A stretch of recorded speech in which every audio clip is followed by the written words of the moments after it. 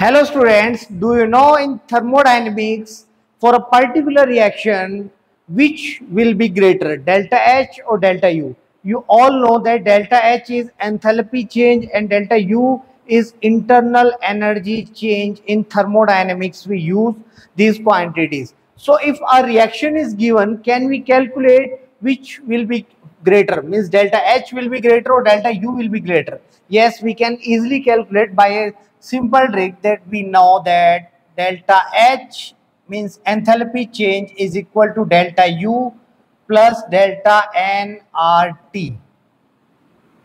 So we all know delta H is equal to delta U.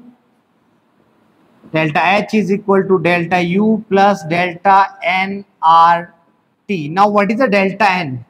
Delta N means total number of moles of product minus total number of moles of reactant, and we all know we should consider the number of mole of only gaseous reactant or product. So for the reaction, so we can say for the reaction,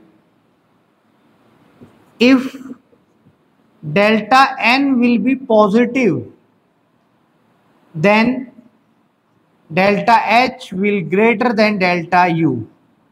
If delta N is negative, then delta H will be smaller than delta U. And if delta N is equal to 0, it means delta H will be equal to delta U.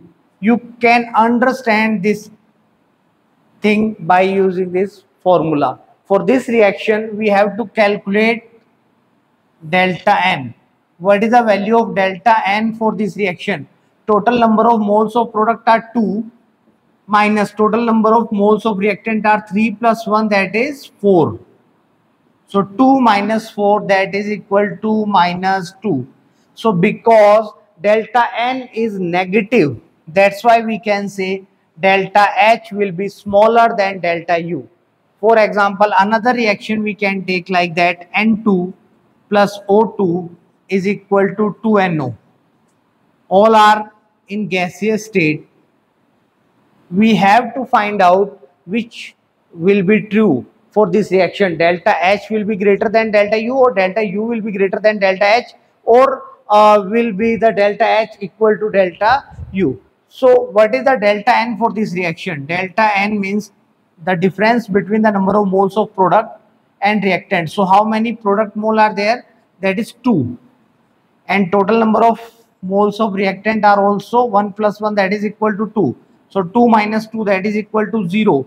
So we find that the delta N for this reaction is equal to 0. So if it is equal to 0, so we can say that delta H will be equal to delta U, because in this formula if we put here 0, so you can understand that delta H will be equal to delta U. So we can find out very easily. If delta N of the reaction is positive, then always delta H will be greater than delta U. If delta N will be negative, then delta H will be less than delta U. And if delta N is equal to 0, then delta H will be equal to delta U. Thank you.